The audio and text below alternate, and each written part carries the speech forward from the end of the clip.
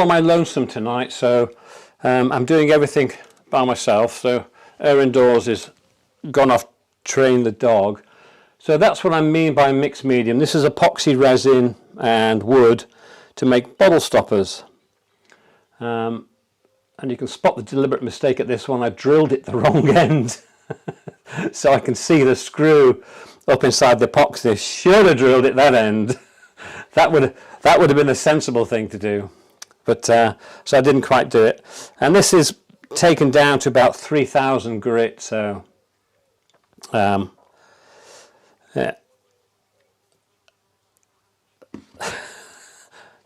Yeah. Just mute yourself if you want to take your phone call. Just mute it. Oh, he's gone. Okay. These kits for making the bottle stoppers come in all, I've lost my bottle stopper, here it is, come in all shapes and sizes. Little pointy ones with a chrome, they make them in gold, these little dangly bits here. Much cheaper version is to use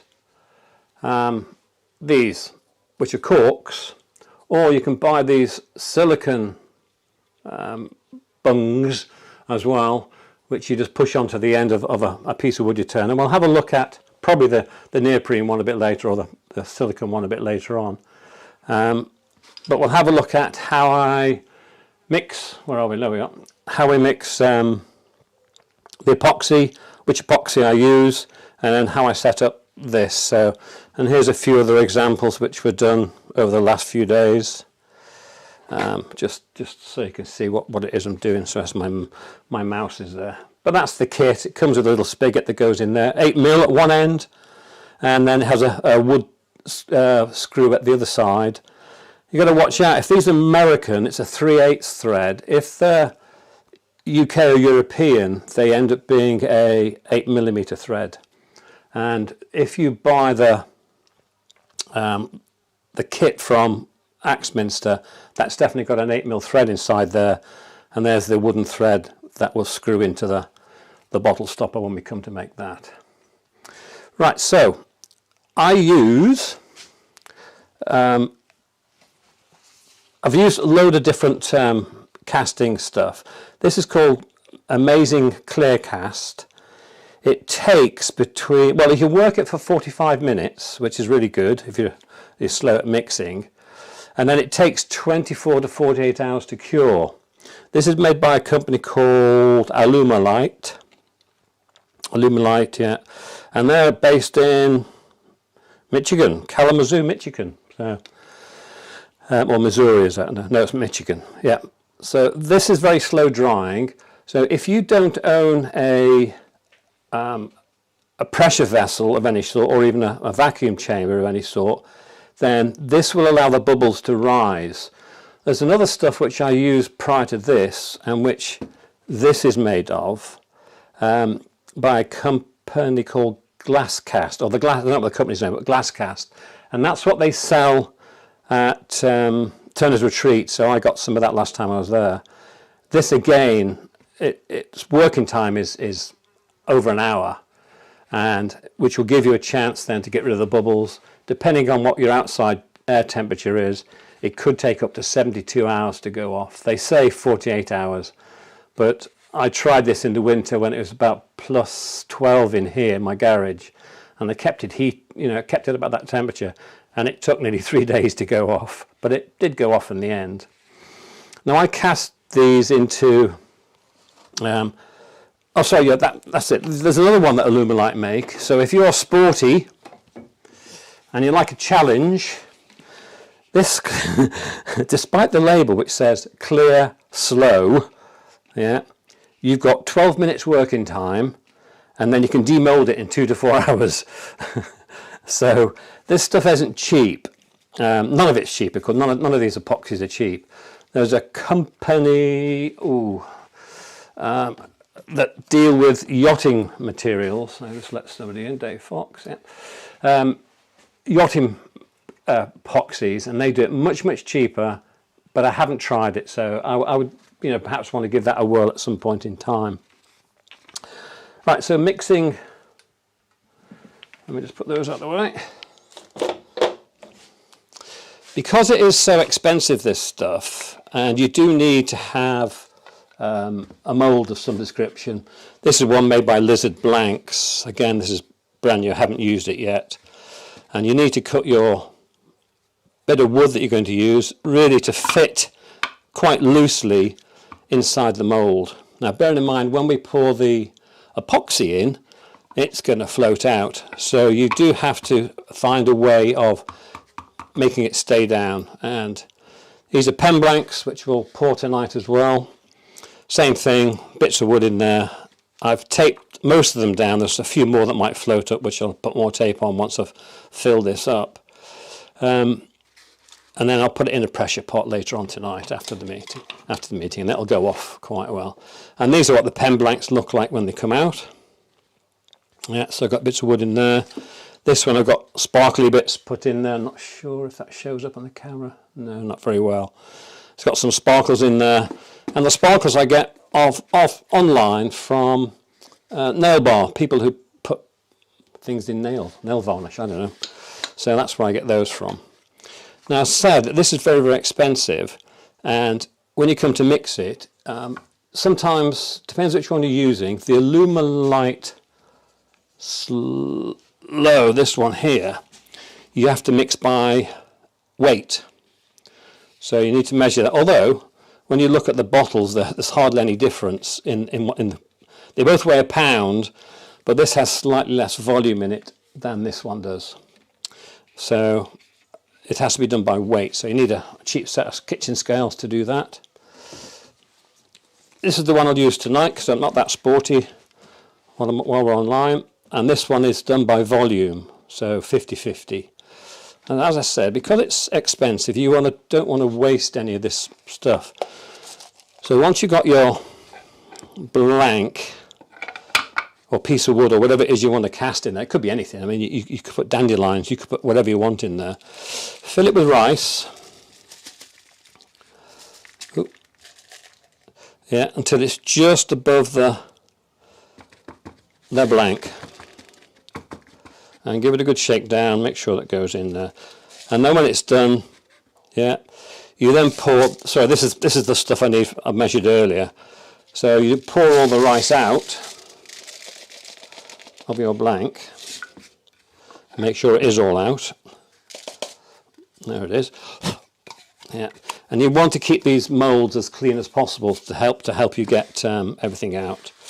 So when I measured this, it was 180 cc's. So it's 90 of part A and 90 of part B. So again, I'm going to take a clean. Sorry, I thought somebody asked me the question. Please ask if you feel you need a question. Just ask me, and then otherwise I'll just prattle on until the cows come home. Right, this.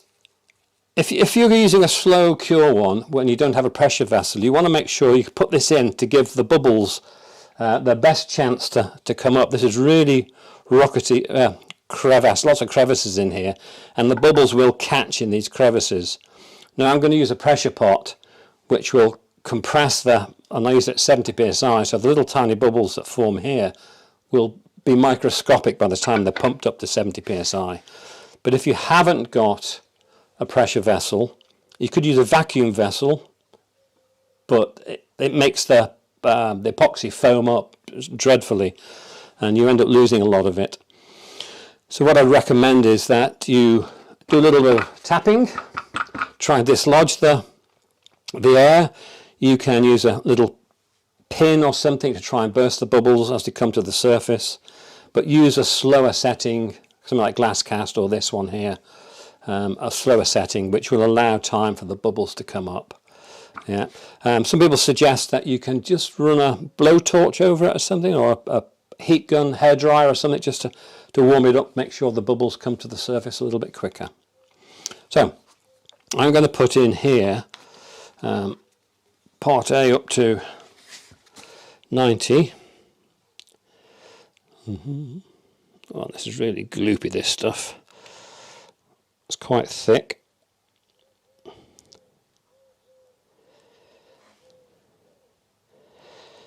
And the measurements are quite critical, because if you put too little of either hardener or epoxy in there, then it won't set properly.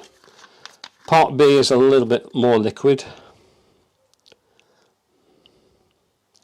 Now bear in mind now, from about now I've got 45 minutes with this. I'll try and do that a little bit quicker.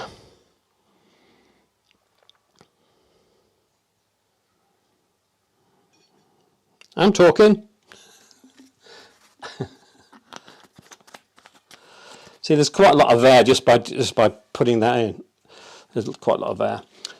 Wooden spatula or a little silicone thing, give it a good stir.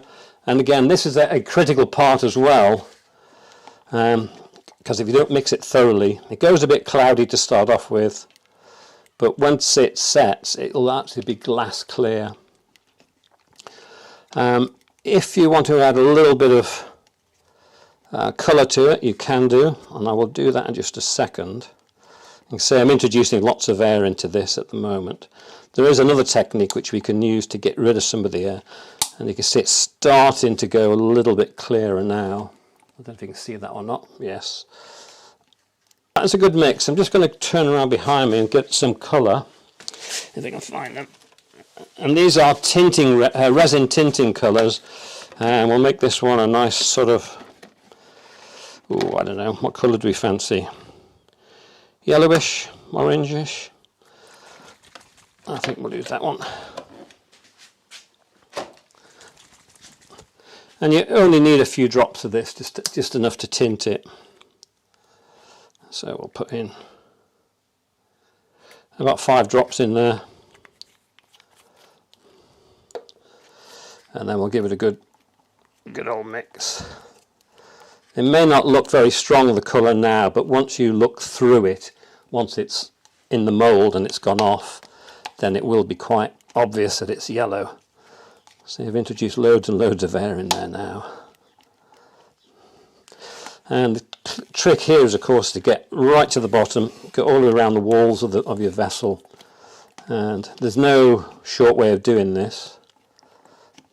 Just keep mixing it until it's gone pretty clear, which we're not far off now, I don't think.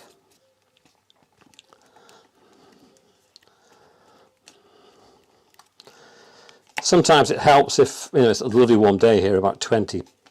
If you're doing this in the cold, this is like treacle, so it doesn't work very well.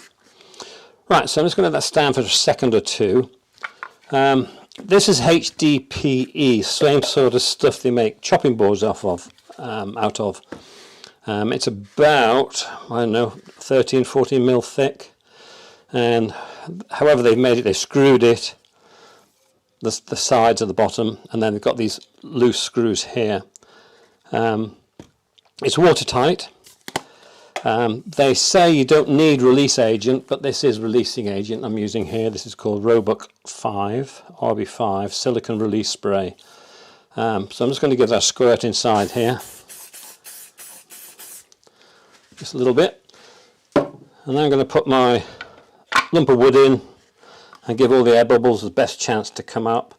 Now when you pour it, if you pour it fairly slowly, then some of the bubbles will come off as well. So I'm just going to pour it very slowly into the mould. Now my wood will start to float shortly. There it is.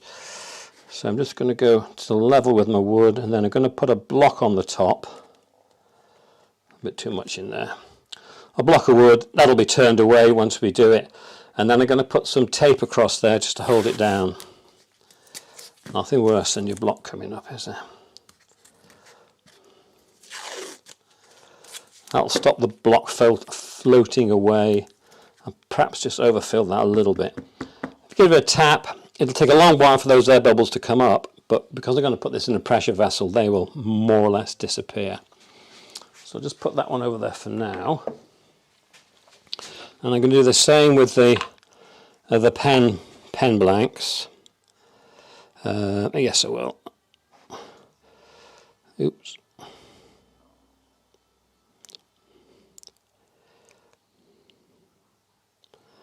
I'll let that sort of find its own level for now.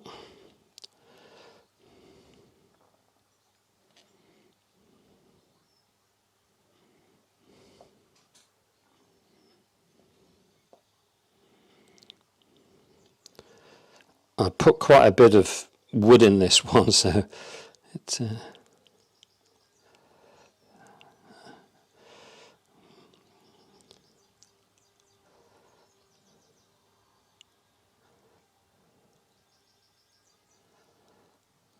there we go. I think we're just about full.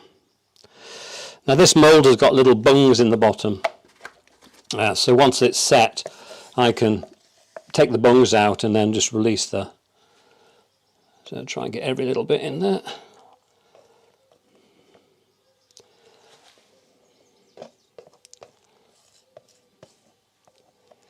And again, you can add all sorts of, bits and pieces to this if you want. This has got lots of wood in. There's a piece of wood already floating there, so, and that'll just be chucked away. I'll just put some more tape on this, stop that wood from floating up.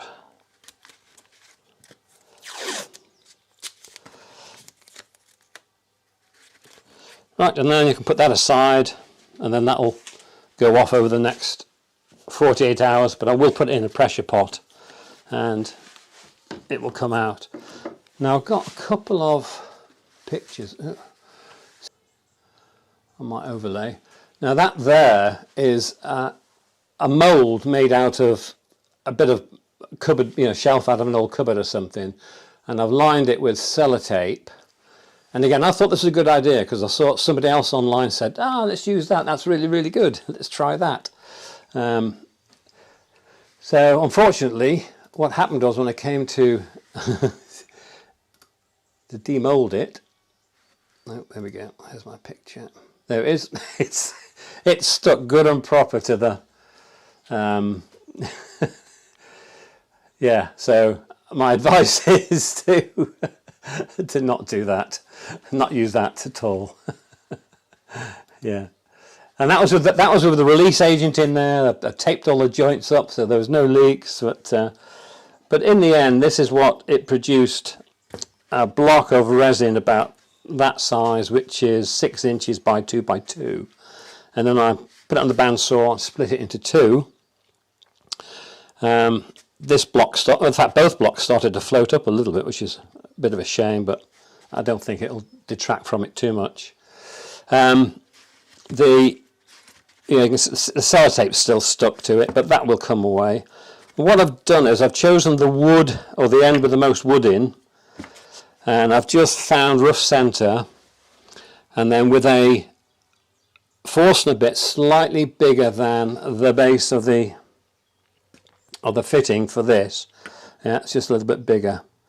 I've just made it flat and then drilled a hole, so the hole is true to the top of of this. Yeah.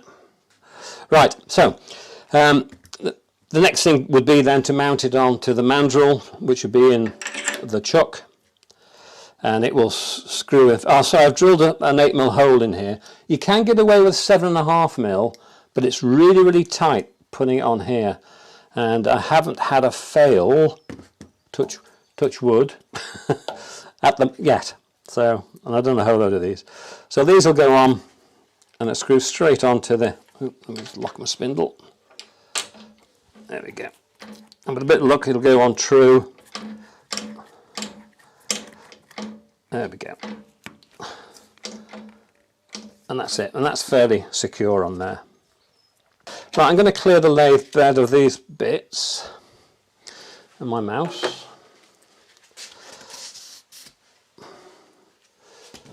Put those somewhere.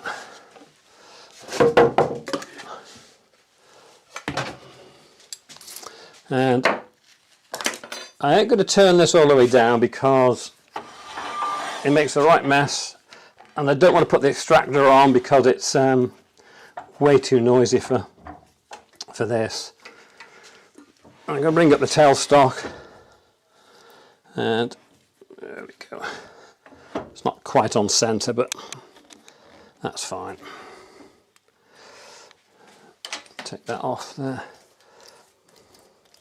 Yeah, I'm going to put a face shield on, so I'm not sure how this will affect the volume. Can you hear me all right still? You can hear me, okay, that's good. Do I need to move the camera along a little bit? Excuse me when I shake the camera a little bit, I'm just going to move it along a little bit more. There we go. Okay, so I'm just going to use a roughing gouge to turn it around. And I got the lathe set to about 1500 to start off with, just to chip off the corners. If you go a bit too aggressively, then you can damage it. It is quite frail in parts, and these little bits coming off. I should wear a jacket as well, I think.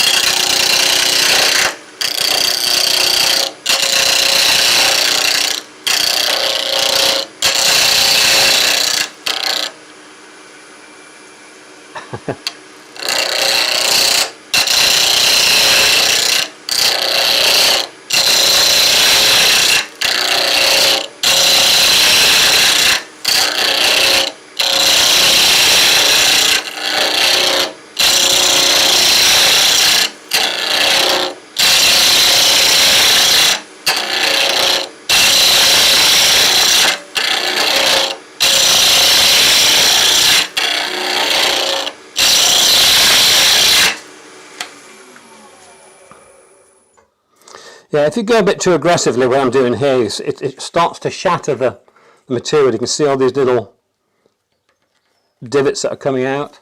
It's because I'm being a little bit aggressive with it. It will eventually look like glass when you've done the polishing.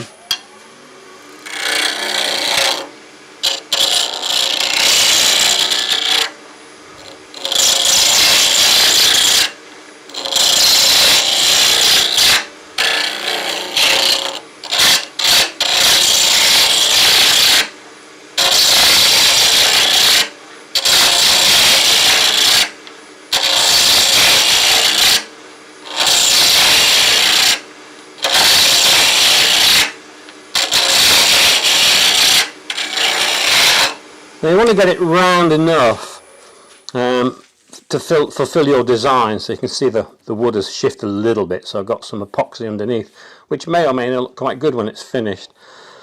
I've got a flat on there, so I'll continue to take that down, and then you will eventually put it to a shape which, you know, you find pleasing to yourself. I'll do that with a piece of wood in a minute, but what I'm going to do now, I'm going to leap forward just a little bit. So I fill the holes with epoxy mixed with some brass, just to give it that sort of golden effect. I like quite simple shapes with epoxy. You can make things as complicated as you wish. Thistle shapes are quite popular for, you know, stoppers for whiskey bottles and stuff. Mushrooms, some magic mushroom bottles. Maybe somebody makes mushroom gin, I don't know. You can do that. So, to get the high shine on it, there is no shortcut here. You have to go through every single grit.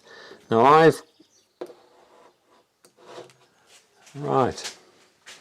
Yeah, so as I said, there is no shortcut with this next stage.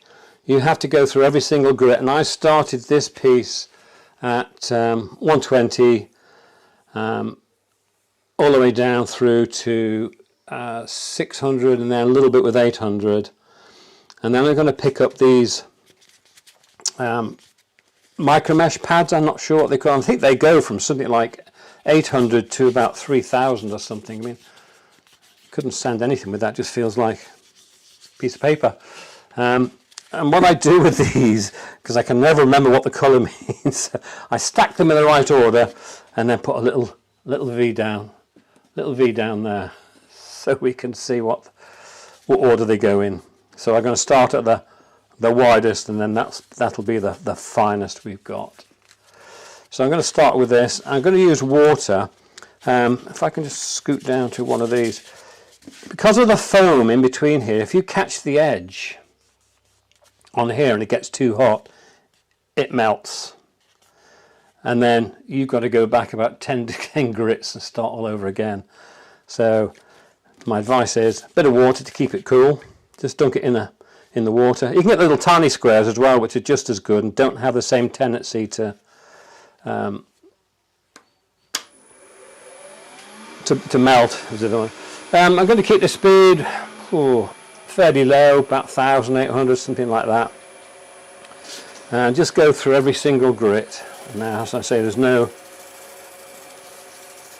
you can see the slurry starts to form in the water, which is quite good. At least it's doing its work. And just rinse the slurry off.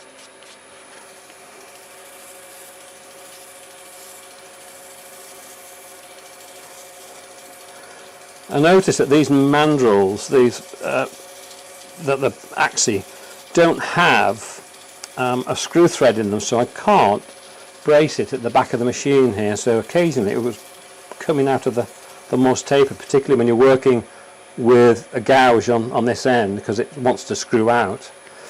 So I think there's a bit of a design flaw on Epoxy's part with this. There we go, so there's the first one done, and I'll take a bit of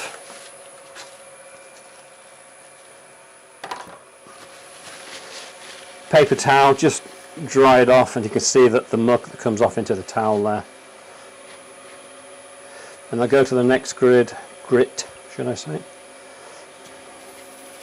and the same again. As I say, there is no shortcut to this.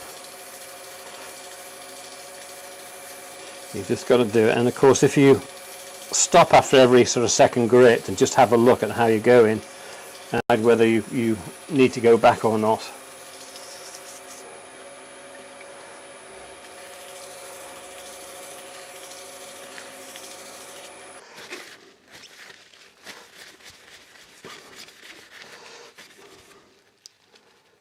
Yeah, well, the wood looks really, really nice. There's probably a little bit too much of the blue dye in there, sort of got a little bit overzealous with it, because you forget that you're looking through, you know, about 1.5 inches of plastic, so it's not there. Right, what I'm going to do, if I can find my plastic polish, which is one of my drawers, excuse me while I disappear. Yeah, I had some plastic polish, it's gone now. Oh, here it is. I used to be an aircraft engineer a long time ago, and this is cream that we used on the aircraft canopies to get rid of small scratches. Having used the micromesh, gone through all the grits of the micromesh, we'd use this stuff. It's anti-static cream for micromesh. I put a little bit onto a piece of cloth. Doesn't need too much, it's quite and then smear that all over, and then quite a high speed with this. It's about 1500 or so, and just give it a good old buffing now.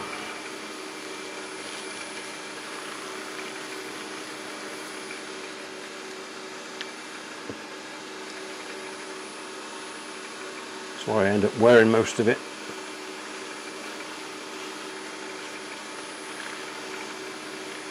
I'm using paper towels, good quality taut paper towels.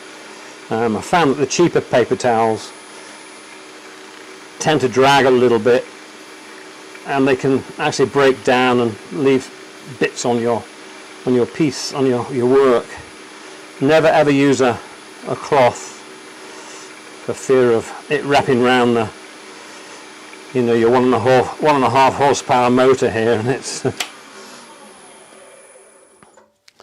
And there we go. That's the finished sort of bottle stopper. Let's see if we can get it off the mandrel.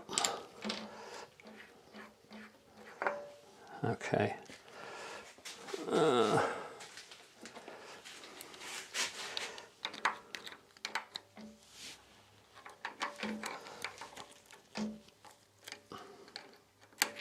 we go.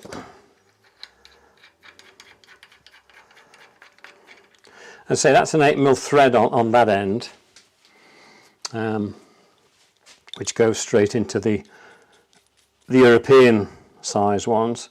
The hole you drill in there, I measure from, having put this in fully, I measure from there to the top of that, and then give it about 1/8 of an inch, just in case I want to put some epoxy in there.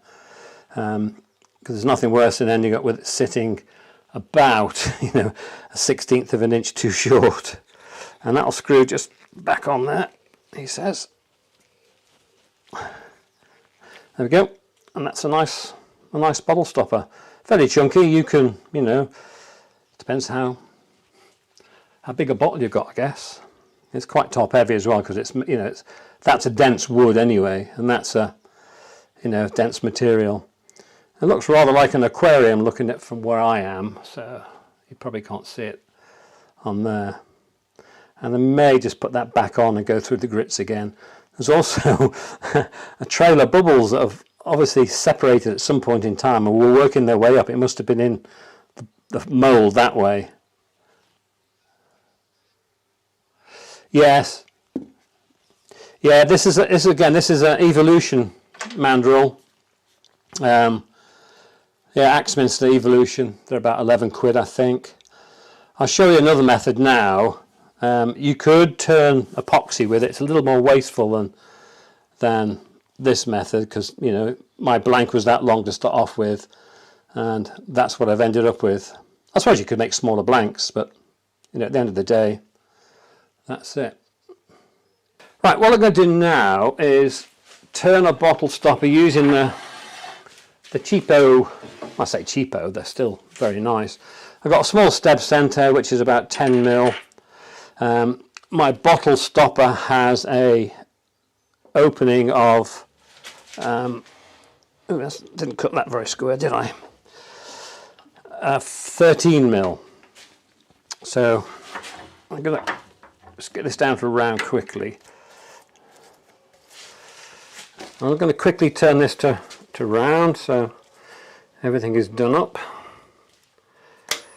And I'm going to get quite high speed on this, about 2000 to start off with. I've got a little tiny branch coming out of the end here, so I just want to work that away.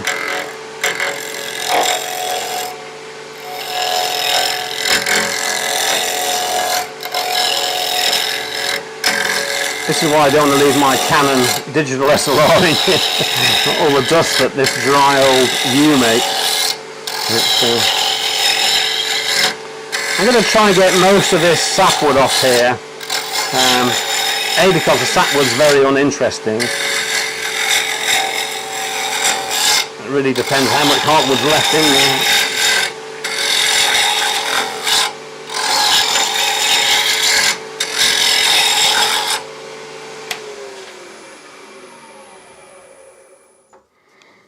Okay, it's starting to come through now.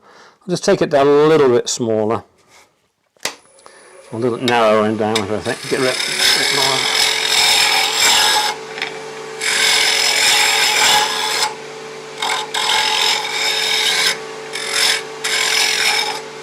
Alright, that'll do for now.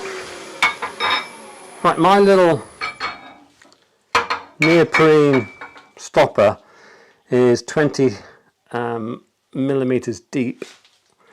You know, I got thousands of pencils in this garage. And I put them down and I can never find the one I was using. Oh, there it is. Excuse me, I'll turn me back to you. So I'm just going to make this a little bit oversized because it's not quite square, that end. So I'm going to do it about there. So give me a chance to sand a little bit off the bottom there. Now it's actually 12mm that, so 30mm is a nice sort of snug fit. It does stretch quite well. So I'll just mark that all the way around, just to give me somewhere to go. There we are. I'm going to take a parting tool.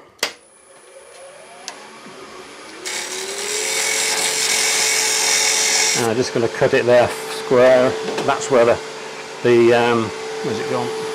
Oh. Yeah, that's where this part will sit up against eventually. Right, I'm now going to just take this down, not quite to 30mm just yet, because I will put this in the chuck in a minute.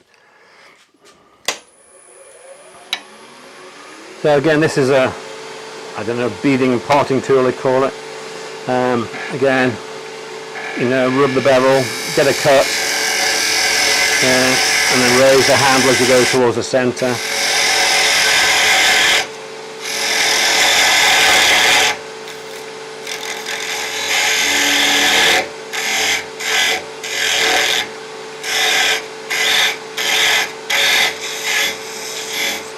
Right, so I'm just going to square this end off a little bit as well.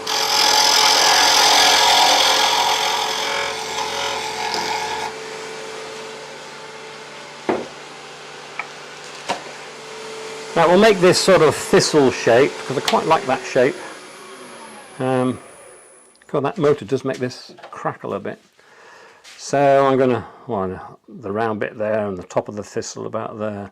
So that'll be waste right at the very top.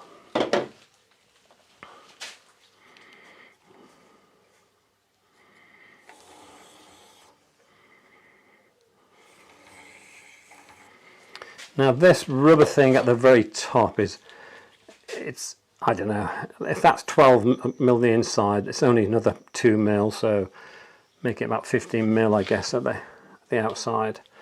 Right, I'm going to take a spindle gouge, or you could use any tool of your choice, particularly those who are whizzes with a skew. Let's get rid of some of this.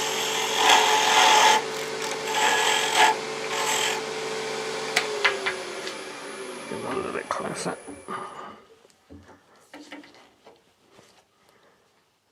Oh, what time's that then? Right, I'm going to mark the centre because I want this to be sort of almost rounded on there in the bottom of the thistle, and I'm going to take it down to where I am at the moment, so that'll be the, and again most of this is being done from the moving the body, trapping it round, yeah, just to get it round there.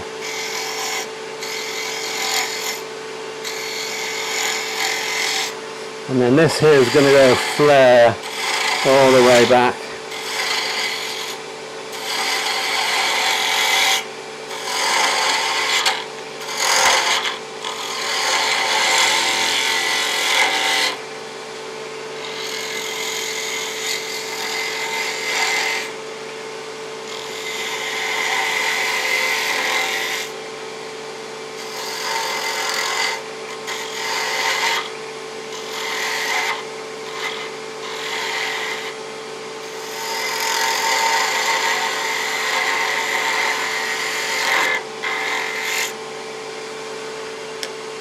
Right, and this bit here, it's going to be, see, we all get catches every now and again. I'm rushing us all.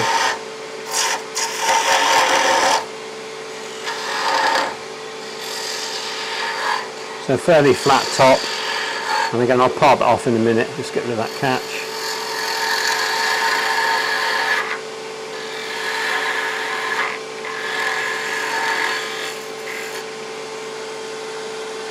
Right, so the next thing is I want to get that to the right diameter to go into my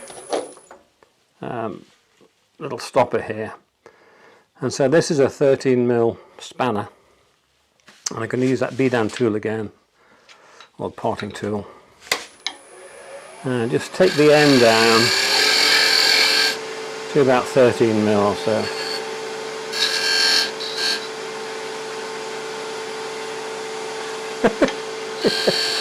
Some very strange sounds going on in the background here.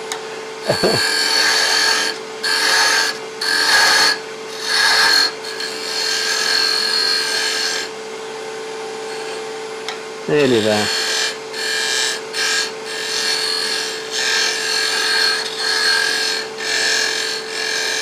It doesn't matter if there's a slight taper to it.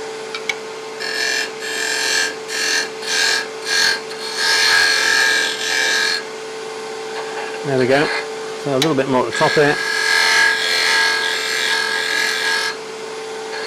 Right, that's about all I need.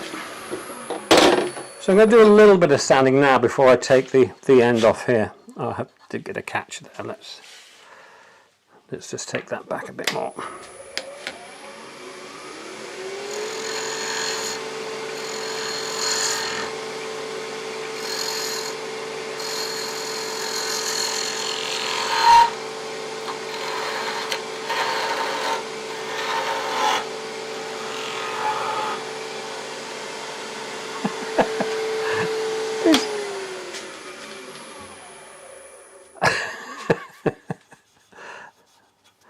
Right, so I'm going to do a little bit of sanding now before I take it off and put it in the chuck.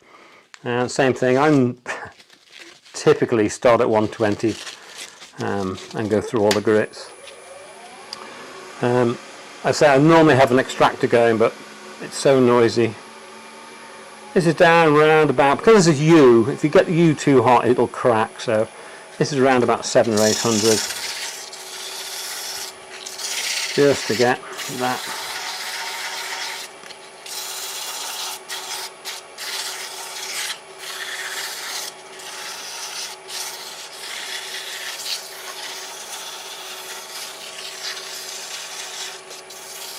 Not burnishing cream. Yes, burnishing cream. That cream was. Same stuff anyway.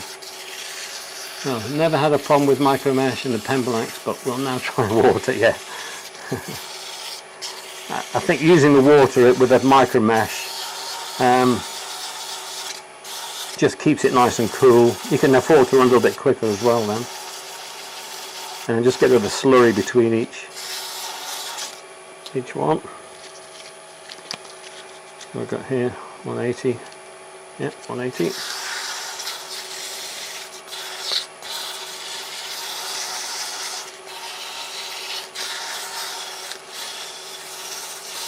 The reason I'm sort of leaving it between sanders now is because I'm putting quite a lot of pressure on with the sanding here, and if it's supported just in the chuck by the spigot, particularly if you use these cork ones because they're only 9mm, then it tends to flex a little bit and you run the risk of breaking it off.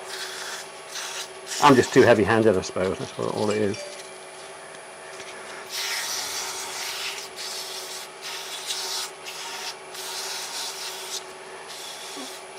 I've started using, as a visor in here, I used to have a Trend air shield. I've just started using the VersaFlow system.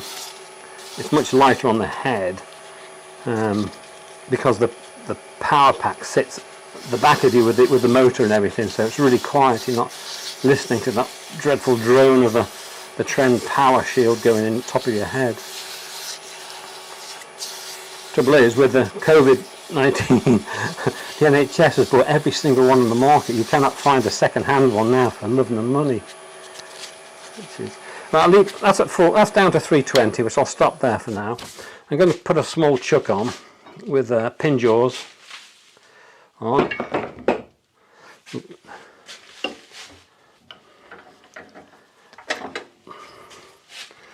This is, I think, on the record 2000 RP 2000, is it they call it?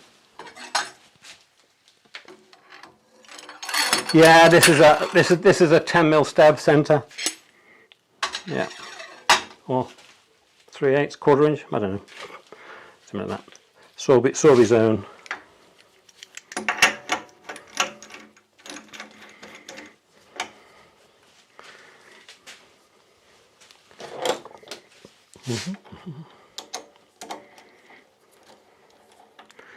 I'm not going to quite set that all the way in for the moment, but I'm going to bring this up, the tailstock up again, just to find the right centre. There it is.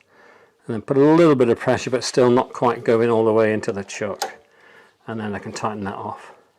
It doesn't make much difference at this point in time if you have a few chuck marks on here. These are a little bit open here, so we'll get little marks on them because these goes down to about 9mm, these jaws. And then I will just get a small parting tool and just take that off there. Yeah, it's running pretty true, not too bad. So I'm gonna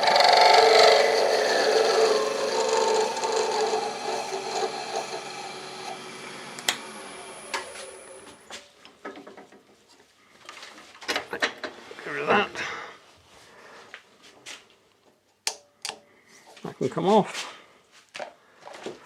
and then what we'll do, we'll just finish the end of that with a single pass of the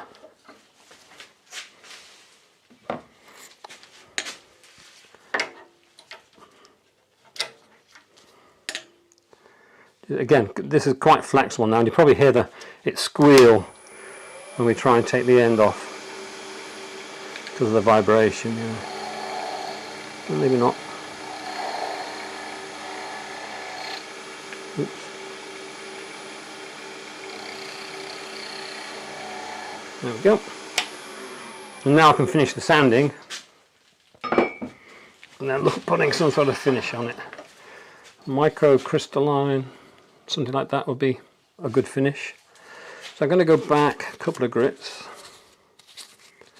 Let's go back to 180 just to do the top here.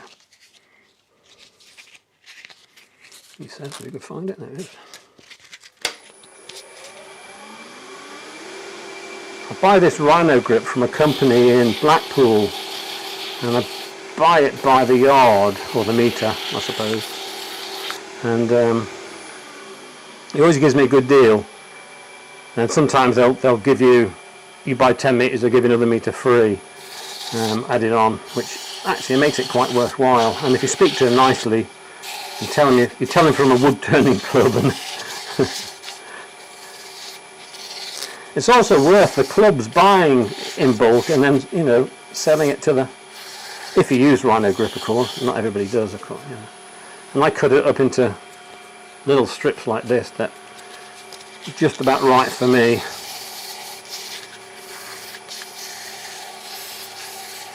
So I'll go back through the grits now, right the way down. I'll take this down as far as 600. Probably no need to go that much, but and every now and again, if you stop and just go with the grain, is to make sure you're getting rid of all the tool marks and the marks left by the previous grit, because that's all the next grit's doing, is taking away the marks from the previous grit. 400. And I'm doing that. This is down at just near 1,000 now RPM. I don't bother doing anything with the spigot at the bottom there, because that's going inside the silicone, and I think it needs something to grip hold of. So a little bit of roughness in the wood ain't going to do any harm. And then this is 600 just to finish that off. And again, I'll just go with the grain. Oh crap. Right, and I don't know if anybody uses tack cloths just before they put a finish on, but again, having watched the old man from Del Monte do his demos from Chestnut, I started doing this. I keep it in a little Ziploc bag. He kept his in a jar, and they last forever. They last for ages. So that just takes off all the gunk. I'll then put a little bit of sanding sealer on there. Cool. Get that off now, I think. Whew. It's hot under there.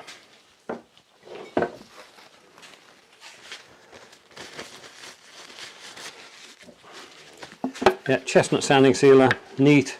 I don't dilute it. I just use it nice and neat.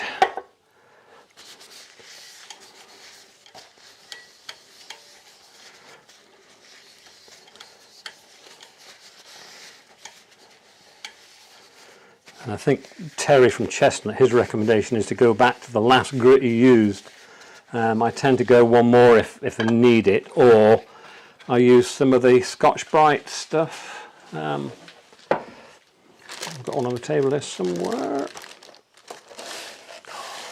There it is. Yeah. It's about equivalent to about 1,000 grit, and that'll just take the high points off the sanding sealer.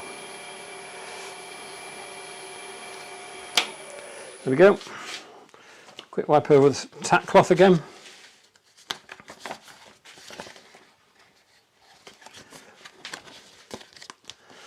And then I'll put on, you can put a hard wax on. I'm going to use melamine lacquer, it's food safe. You could put oils and things, anything you want on, I suppose. I'm running out of time again. God, I've got 10 minutes to finish this off.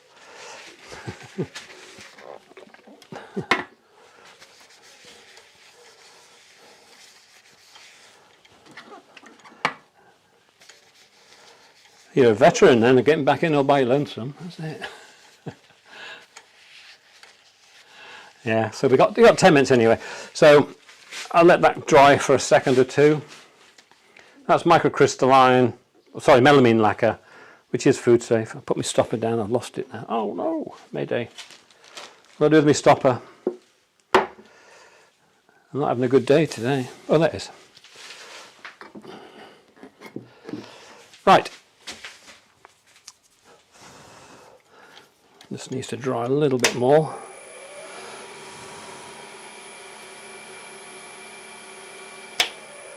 And I'll take it out the chuck.